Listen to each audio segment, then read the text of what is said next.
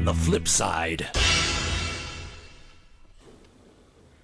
Hello YouTube, it is I, the Clown Prince Connoisseur of Controversy, the one and only Flip Thompson. I uncover the hard stories so you don't have to. Welcome to your weekly edition of The Flip Side. Real, raw, and unapologetic. Always for the fans. 100% for you. Subscribe to The Flip Side and let us be your lifeline to the truth. Like a knife, I cut through the fake news to bring you the unbridled, uncensored facts. Today though, I'm doing something different. As you can see, I put away the news desk, rolled up the green screen, hung up the two-tone suit and tie, found myself a nice quiet spot in the attic, and decided we're going to have a conversation. I'm going old school, back to my video roots, because I find myself seriously questioning whether or not what I've been doing these past few years, exposing the truth of the dangers of social media and the deadly forces behind it, have made even a bit of difference. It seems, as each year goes by, more and more people prefer this simpler, more convenient, fake social life, an artificial social life that robs you of your natural human need for real, meaningful social connections. A virus that ends up worming its way into all facets of your daily routines because it feels so good to use it. Not surprising. That's how it was designed.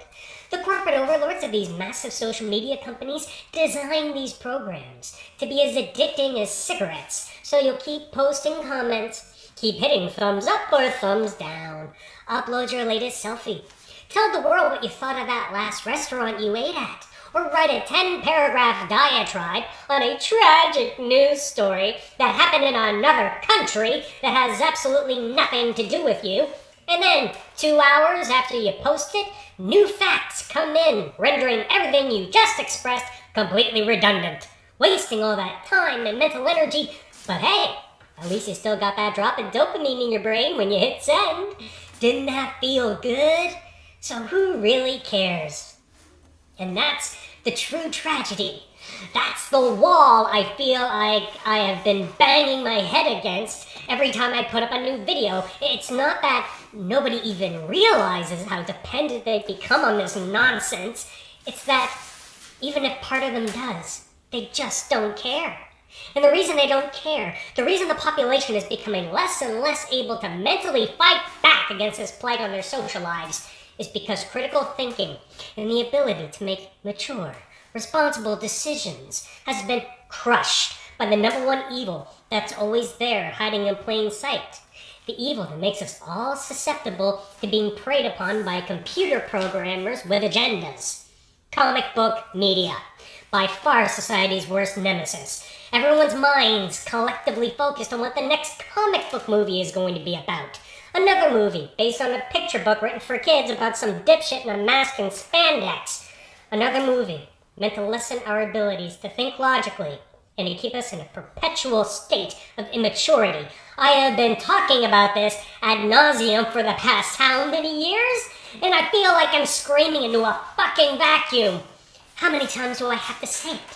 You don't think comic book media screws up a person's ability to reason, to think rationally?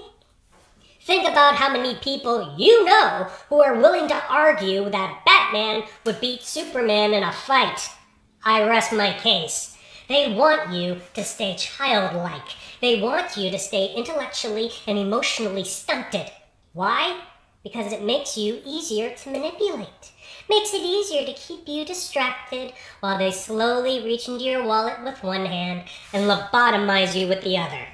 Social media is the biggest threat the human race has ever had to face, thanks to the Marvelian tactics being utilized by Stan Leeville and those under him doing his bidding. With great power comes great responsibility.